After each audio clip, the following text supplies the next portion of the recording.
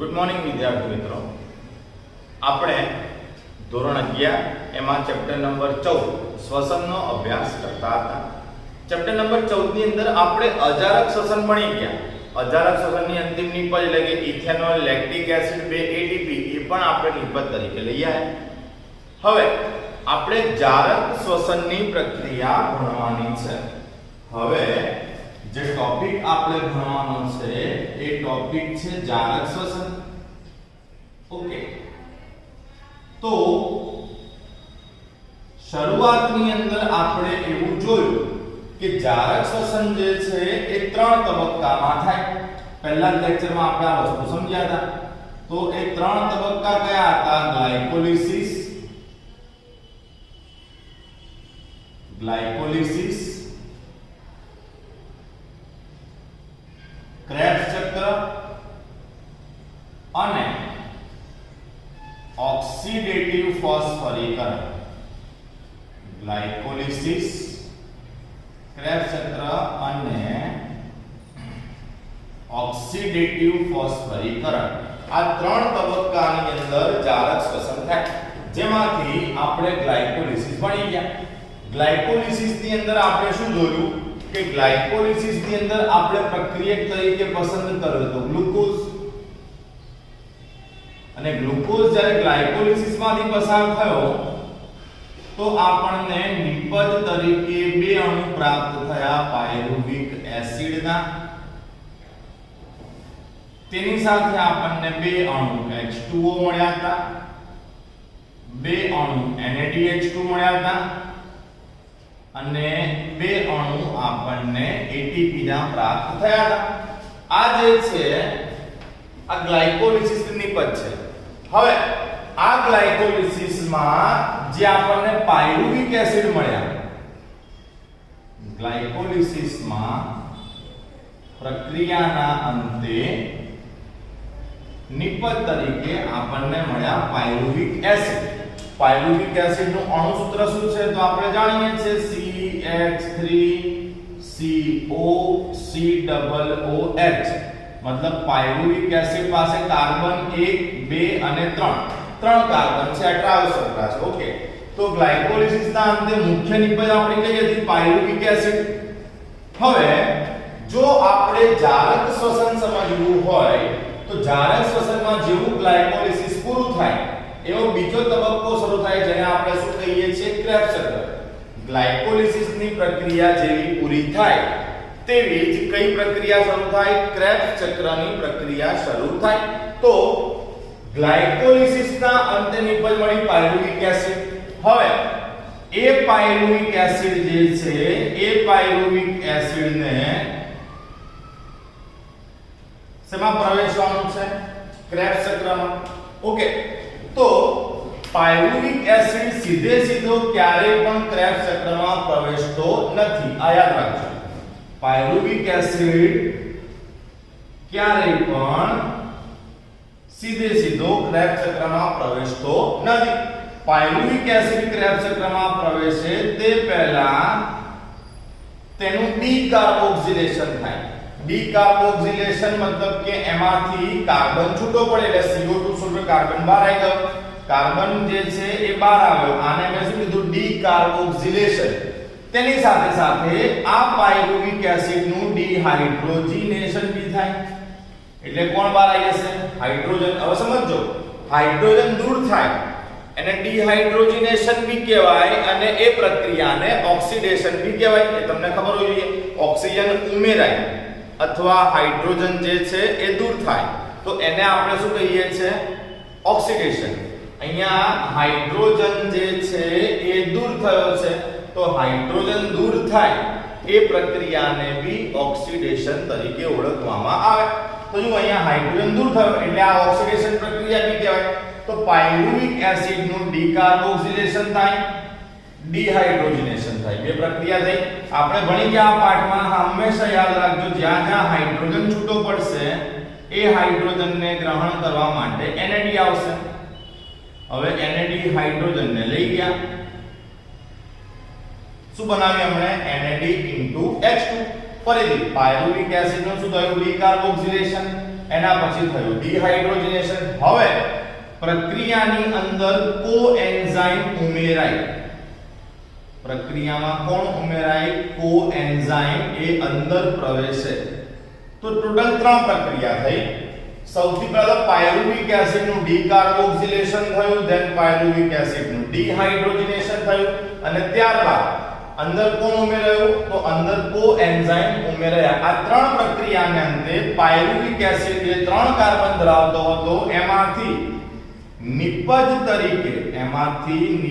તરીકે એસિટાઇલ કોએન્ઝાઇમ બને.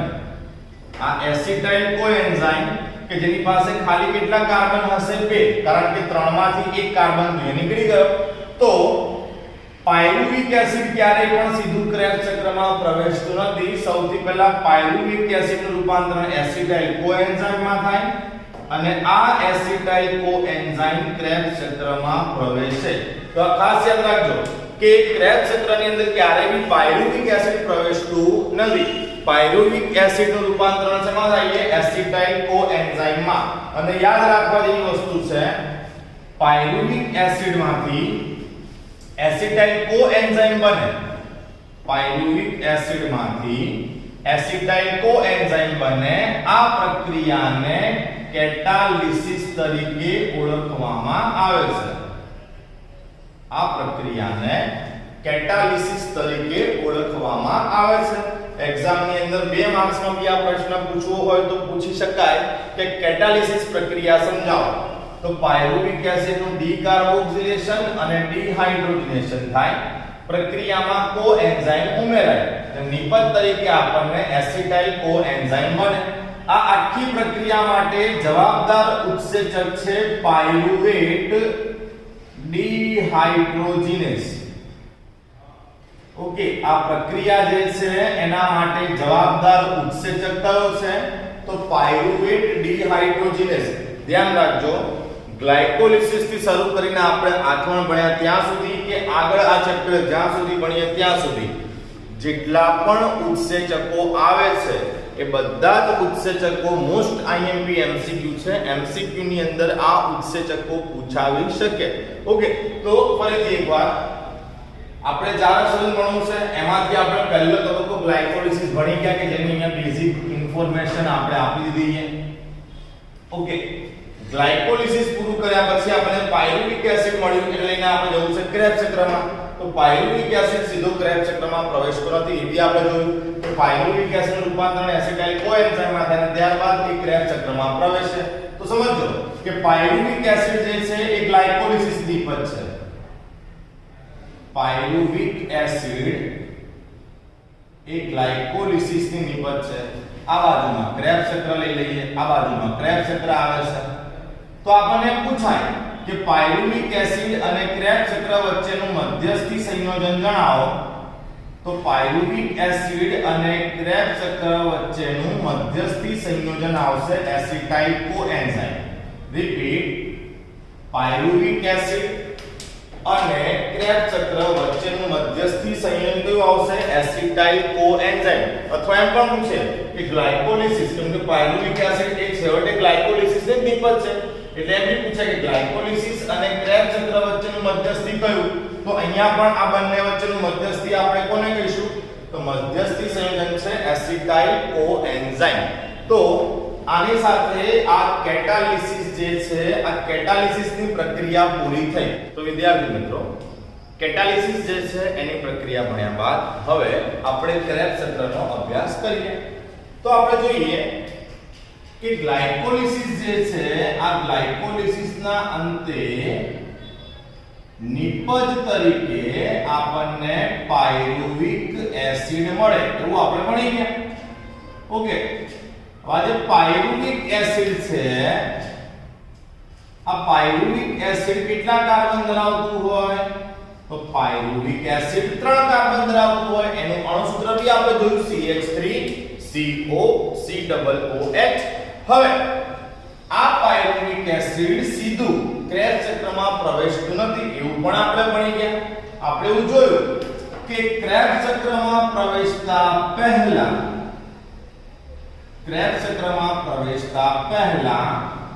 Pyruvic acid નું ડીકાર્બોક્સિલેશન થાય, પાયરુવિક એસિડ નું ડીહાઇડ્રોજનેશન થાય, જે હાઇડ્રોજન છૂટો પડ્યો છે એ NAD દ્વારા ગ્રહણ કરવામાં આવે અને નિપજ તરીકે NAD H2 મળશે અહીંયા.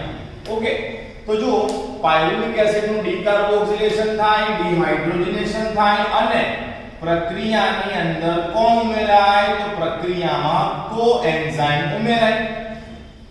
હવે પાયરુવિક એસિડ જે છે એનું ડીકાર્બોક્સિલેશન થયું, ડીહાઇડ્રોજનેશન થયું અને કોએન્ઝાઇમ અંદર ઉમેરાયો.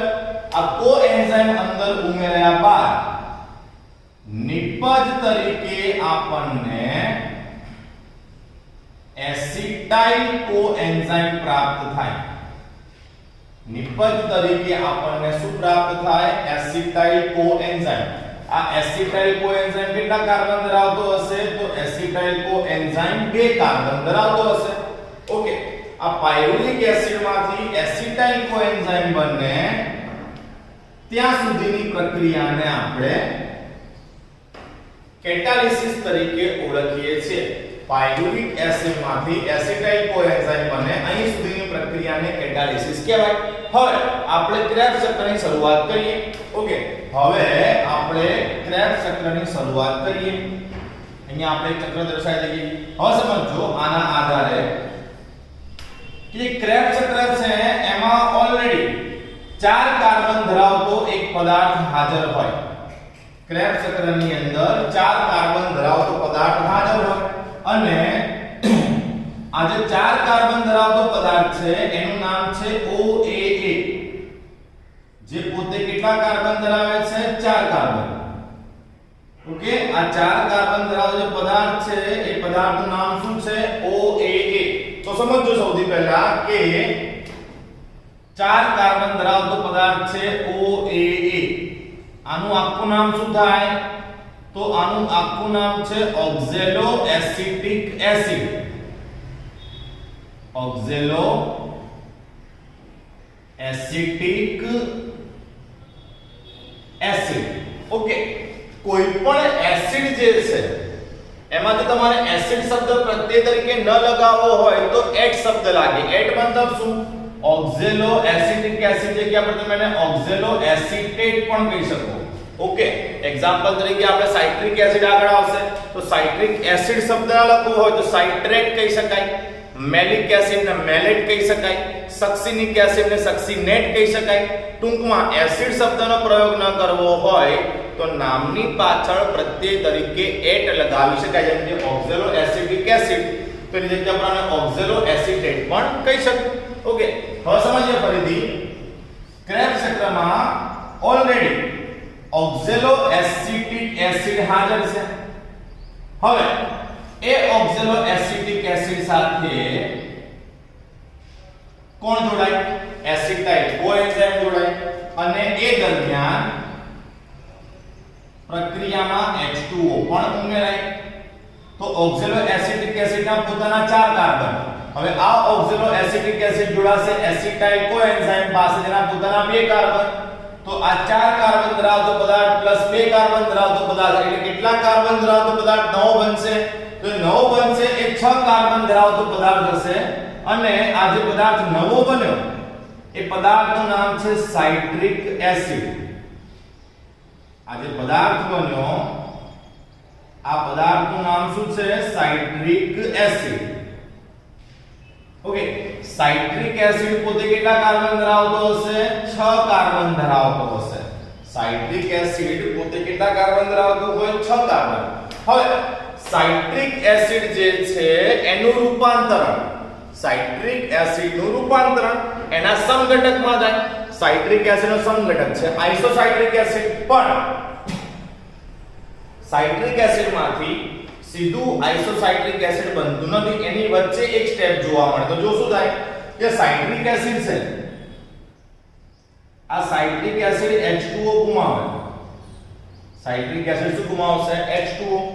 અને નિપજ તરીકે મળશે સિસ એકોનેટિક એસિડ. સાઇટ્રિક એસિડ જે છે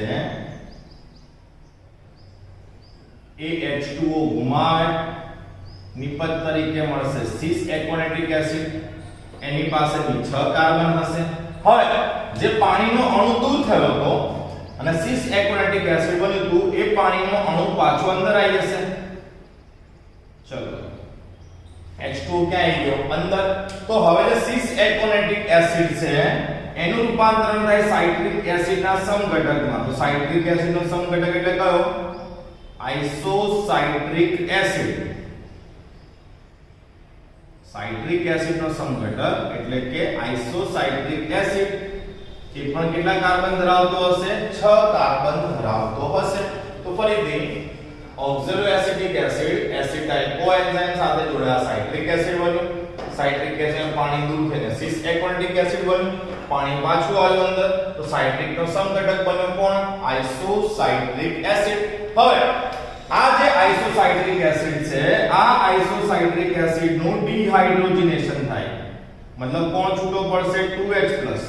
જેવો 2H+ છૂટો પડે એને NAD ગ્રહણ કરી જાય, એટલે NAD નું રૂપાંતરણ થઈ જશે NAD * માં. ક્લિયર? તો આઇસોસાઇટ્રિક એસિડ જે છે એનું જ્યારે ડિહાઇડ્રોજનેશન થાય, આઇસોસાઇટ્રિક એસિડ નું ડિહાઇડ્રોજનેશન થાય ત્યારે નિપજ તરીકે મળશે ઓક્ઝેલોસક્સિનિક એસિડ. નિપજ તરીકે શું મળશે? ઓક્ઝેલોસક્સિનિક એસિડ. આ બી કેટલા કાર્બન ધરાવતું હશે? 6 કાર્બન ધરાવતું હશે. કેટલા કાર્બન? 6 કાર્બન. અને મોસ્ટ આમથી યાદ રાખજો, ઓક્ઝેલોસક્સિનિક એસિડ નું ડીકાર્બોક્સિલેશન થાય. ડીકાર્બોક્સિલેશન એટલે કોણ છૂટો પડશે? CO2. તો ઓક્ઝેલોસક્સિનિક એસિડ જે છે એનું ડીકાર્બોક્સિલેશન થઈ નિપજ તરીકે મળશે આપણને આલ્ફા કીટોગ્લુટારિક એસિડ.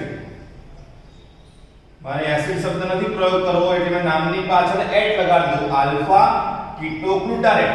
હવે અહીંયા તો 6 કાર્બન હતા ઓક્ઝેલોસક્સિનિક એસિડમાં. એ ઓક્ઝેલોસક્સિનિક એસિડમાંથી એક કાર્બન દૂર થયો, નિપજ તરીકે બન્યો આલ્ફા કીટોગ્લુટારિક એસિડ. તો આલ્ફા કીટોગ્લુટારિક પાસે કેટલા કાર્બન હશે? 5 કાર્બન.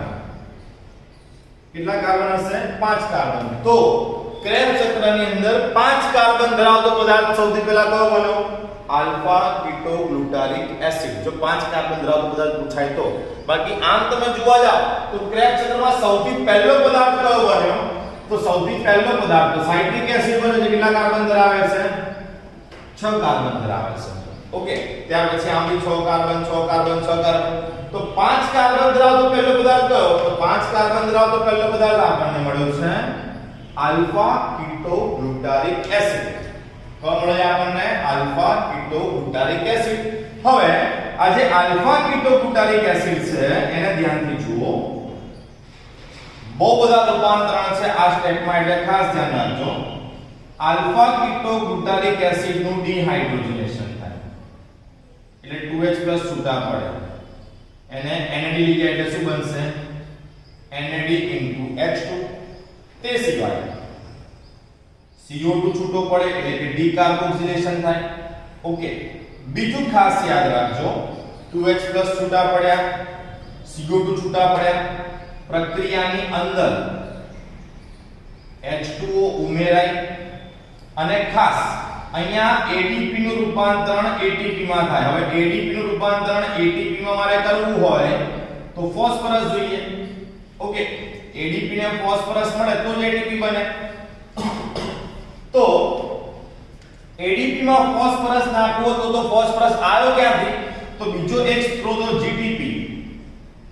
આ GTP એ પોતાનો એક ફોસ્ફરસ ગુમાવ્યો એટલે GDP બની ગયું અને આ ફોસ્ફરસ મળી ગયો ATP ને. આ પ્રક્રિયા હું તમને અહીંયા સમજાવું છું. જો GTP એટલે ગ્વાનોસાઇન ટ્રાઇફોસ્ફેટ. ગ્વાનોસાઇન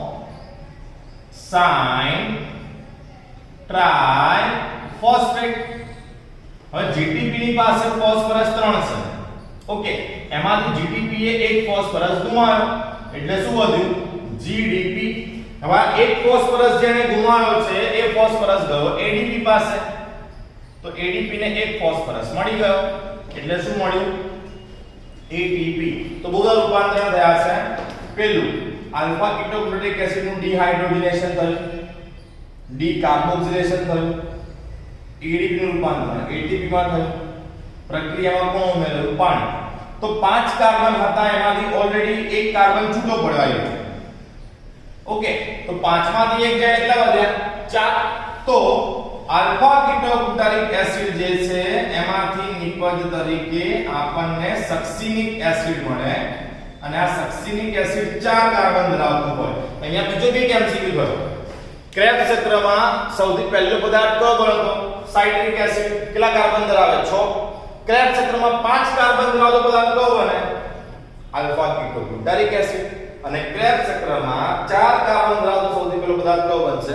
સક્સિનિક એસિડ. હવે આ સક્સિનિક એસિડ 4 કાર્બન ધરાવે છે.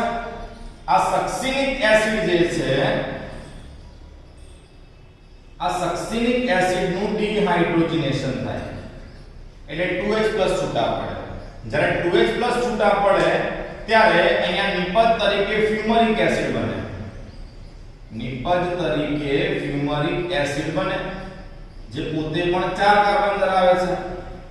હવે એક વસ્તુ ખાસ યાદ રાખવાની છે કે સક્સિનિક અને ફ્યુમરિક ની વચ્ચે જે હાઇડ્રોજન છૂટો પડ્યો, એ હાઇડ્રોજનને ગ્રહણ કરવા માટે NAD નહીં પણ FAD આવશે. FAD નું આખું નામ છે ફ્લેવિન એડિનાઇન ડાઇન્યુક્લિયોટાઇડ. ફ્લેવિન એડિનાઇન ડાઇન્યુક્લિયોટાઇડ. તો જ્યારે સક્સિનિક માંથી ફ્યુમરિક બને ત્યારે હાઇડ્રોજનને ગ્રહણ કરવા FAD આવશે, અને FAD નું રૂપાંતરણ થઈ જશે FAD H2 માં. ટૂંકમાં આ સ્ટેપ ખાસ યાદ રાખો, કારણ કે બધામાં NADH2 બને છે. ખાલી સક્સિનિક અને ફ્યુમરિક ની વચ્ચે શું બનશે? તો ફ્યુમરિક અને સક્સિનિક અને ફ્યુમરિક ની વચ્ચે બનશે FAD H2. હવે આ જે ફ્યુમરિક એસિડ છે, આ ફ્યુમરિક એસિડમાં પાણી ઉમેરે. ફ્યુમરિક એસિડ ની અંદર કોણ ઉમેરાશે? પાણીનો અણુ. જ્યારે ફ્યુમરિક એસિડમાં પાણીનો અણુ ઉમેરાય ત્યારે નિપજ તરીકે બનશે મેલિક એસિડ. એ પણ કેટલા કાર્બન ધરાવતું હોય? 4 કાર્બન. અને છેલ્લું સ્ટેપ હવે આ મેલિક એસિડ નું ડિહાઇડ્રોજનેશન થયું. જો આ થઈ ગયું ડિહાઇડ્રોજનેશન. ઓકે, મેલિક એસિડ નું ડિહાઇડ્રોજનેશન થઈને ફરીથી કોણ બની જાય? ઓક્ઝાલો એસિટિક એસિડ. અને જે 2H+ છૂટા પડ્યા એ 2H+ ને ગ્રહણ કરવા માટે અગેન NAD આવશે. NAD જે છે 2H+ માંથી હાઇડ્રોજન લઈ લેશે એટલે શું બનશે? NAD H2. બરાબર. તો આ એક આખું ક્રેબ્સ ચક્ર પતી ગયું. આ એક આખું ક્રેબ્સ ચક્ર પતી ગયું કે જેના અંતે આપણને એક ATP પ્રાપ્ત થયા. આખું જ્યારે ક્રેબ્સ ચક્ર પત્યું તો એના અંતે આપણને કેટલા ATP મળ્યા? 1. બીજું, ક્રેબ્સ ચક્રની ગણતરી ક્યાંથી થાય? તો ક્રેબ્સ ચક્ર હંમેશા અહીંથી એસિટાઇલ કોએન્ઝાઇમ થી જોવાનું છે. ઉપરની પ્રક્રિયાને ક્રેબ્સ ચક્ર શબ્દ જ્યારે વાપરીએ તો ધ્યાનમાં લેવામાં આવશે નહીં. એટલે આપણને એમ પૂછાય કે એક ક્રેબ્સ ચક્રના અંતે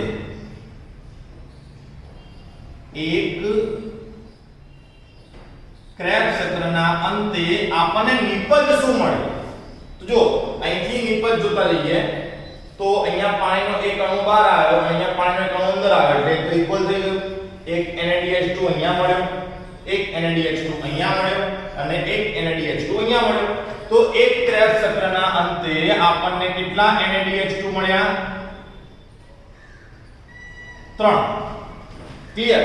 પછી જુઓ, એક CO2 અહીંયા અને એક CO2 અહીંયા, પછી ક્યાંય છે ના. તો ક્રેબ્સ ચક્રના અંતે આપણને CO2 કેટલા મળ્યા? 2. ત્યાર પછી ATP એક જ વાર મળ્યો. એટલે ક્રેબ્સ ચક્રના અંતે આપણને એક શું મળ્યો? ATP. FADH2 કેટલા મળ્યા? તો FADH2 આપણને એક મળ્યા. એક આપણને FADH2 મળ્યું. ઓકે, આ આપણા એક ક્રેબ્સ ચક્રની નિપજ થઈ. બરાબર.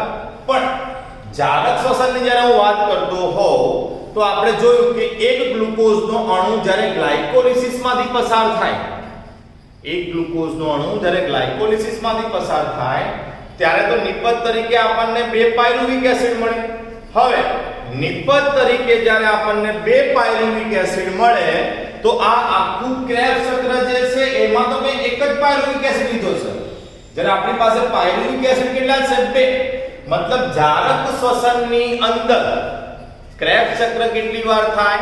તો જારક શ્વસનમાં ક્રેબ્સ ચક્ર 2 વાર થાય. કેમ 2 વાર થાય? કારણ કે જારક શ્વસનમાં ગ્લાયકોલિસિસ જે છે એમાં આપણને પાયરુવિક એસિડ 2 મળે છે, અને જ્યારે 2 પાયરુવિક એસિડ પ્રાપ્ત થતા હોય, જ્યારે 2 પાયરુવિક એસિડ પ્રાપ્ત થતા હોય તો એક પાયરુવિક એસિડમાંથી એકવાર ક્રેબ્સ ચક્ર ફરે આપણી પાસે. 2 પાયરુવિક એસિડ છે માટે ક્રેબ્સ ચક્ર 2 વાર ફરશે. ઓકે, તો આ ક્રેબ્સ ચક્ર જે છે એનો ચાર્ટ આપણો પતી ગયો.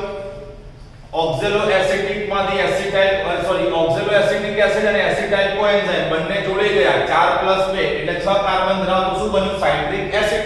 હવે અહીંયા કેટલાક આ નામ ભણતા જઈએ. એક ક્રેબ્સ ચક્ર જે છે એ આપણને હાન્સ ક્રેબ્સ નામના વૈજ્ઞાનિકે સમજાવ્યું. ઓકે, ક્રેબ્સ ચક્ર કોણે સમજાવ્યું હતું? હાન્સ ક્રેબ્સ. તો એના આધારે નામ શું પડી ગયું એનું? ક્રેબ્સ ચક્ર. બીજું, ક્રેબ્સ ચક્રમાં સૌથી પહેલી નિપજ કઈ બની? તો સૌથી પહેલી નિપજ કઈ બની? Citric acid. કેટલા કાર્બન ધરાવે? 6 કાર્બન. 6 કાર્બન ધરાવતી પહેલી નિપજ બની હોવાને કારણે આને C6 ચક્ર બી કહેવાય. સૌથી પહેલી નિપજ સાઇટ્રિક એસિડ બની હોવાથી આને સાઇટ્રિક એસિડ ચક્ર બી કહેવાય. સાઇટ્રિક એસિડ ચક્ર. અને સાઇટ્રિક એસિડ જે છે આ સાઇટ્રિક એસિડને ટ્રાઇકાર્બોક્સિલિક એસિડ બી કહીએ છીએ.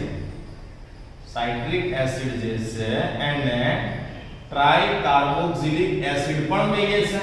તો આ ટ્રાઇકાર્બોક્સિલિક એસિડના આધારે આને TCA ચક્ર બી કહેવાય. ટ્રાઇકાર્બોક્સિલિક એસિડ ચક્ર. એટલે આને TCA ચક્ર પણ કહેવાય. તો આ બધા ક્રેબ્સ ચક્રના નામ છે. ઓકે, આ ક્રેબ્સ ચક્રનો આપણે ચાર્ટ ભણી ગયા. બરાબર? સાઇટ્રિક એસિડ સૌથી પહેલા, એમાંથી સિસ એકોનેટિક એસિડ, એમાંથી આઇસોસાઇટ્રિક, પછી ઓક્ઝેલોસક્સિનિક, આલ્ફા કીટોગ્લુટારિક, સક્સિનિક, ફ્યુમરિક, મેલિક અને ફરીથી શું બની ગયું? ઓક્ઝેલો એસિડિક એસિડ. આ ચક્ર આમ જ ચાલ્યા કરે. હવે આ ચક્ર અહીંયા આપણું પૂરું થયું. એનો ચાર્ટ જે છે એ આપણે જોઈ લીધો. આને લગતા ઘણા બધા પ્રશ્નો આપણને પરીક્ષામાં પૂછાઈ શકે. તો જેમ આપણે પહેલા ગ્લાયકોલિસિસનો ચાર્ટ સમજાવ્યો, એના પછી મેં તમને એને લગતા પ્રશ્નો શીખવાડ્યા બીજા લેક્ચરમાં. એ જ રીતે આજના લેક્ચરમાં આપણે આજના લેક્ચરમાં ક્રેબ્સ ચક્રનો ચાર્ટ પૂરો કર્યો. હવે તમે આ ચાર્ટ જે છે એને શાંતિથી સમજો, 1-2 વાર તમારા ચોપડામાં લખી દો. આવતા લેક્ચરમાં ક્રેબ્સ ચક્રમાંથી કયા પ્રકારના પ્રશ્નો પૂછાઈ શકે પરીક્ષામાં એ અંગેની આપણે ચર્ચા કરીશું. એટલે કે આવતા લેક્ચરમાં એકવાર ક્રેબ્સ ચક્રનું રિવિઝન અને એમાંથી કયા પ્રકારના પ્રશ્નો કઈ રીતે પૂછાઈ શકે એની આપણે ચર્ચા કરીશું. બીજું, બુકની અંદર આ બધા સ્ટેપ નથી આપ્યા. તો કોઈ કે સર બુકની અંદર બધા સ્ટેપ નથી આપ્યા તો બધા લખવાની જરૂર ક્યાં છે? જરૂર છે. મેં તમને આગળ બી કહ્યું હતું કે આ ચેપ્ટરની અંદર છેલ્લે દાખલાઓ એટલે ગણતરીના અમુક MCQ આવશે. તો એ ગણતરીના MCQ કરવા માટે આ બધા સ્ટેપ આવડવા જરૂરી છે. બરાબર? બુકની અંદર કાપીને આપ્યું હોય કે અધૂરી માહિતી હોય તો એ અધૂરી માહિતીને પૂરી કરીને આપણે ભણવી જોઈએ, તો જ આખો ટોપિક જે છે એનો કન્સેપ્ટ ક્લિયર થાય. બાકી એનો કન્સેપ્ટ ક્લિયર થઈ શકે નહીં. તો આ આખું ક્રેબ્સ ચક્ર તમારી સામે છે. આ ક્રેબ્સ ચક્ર જે છે એને સમજો, 1-2 વાર તમારા ચોપડામાં રાઇટ ડાઉન કરો, એકવાર મોઢે લખી દો. એકવાર ક્રેબ્સ ચક્ર આવડી ગયું તો આને લગતા MCQ સમજવામાં બહુ વાર લાગશે નહીં. બીજું કનેક્ટેડ છે, ગ્લાયકોલિસિસ આવડવું જરૂરી છે, એના પછી ક્રેબ્સ ચક્ર આવડવું જરૂરી છે, તો જ તમને ત્રીજો તબક્કો એટલે કે ઓક્સિડેટિવ ફોસ્ફરીકરણ ખબર પડશે. તો આજના લેક્ચરમાં આપણે અહીંયા સુધી રાખીએ છીએ. આવતા લેક્ચરમાં આપણે ક્રેબ્સ ચક્ર જે છે એના વિશે થોડી વિશેષ વધારે માહિતી જે છે એ પ્રાપ્ત કરીશું.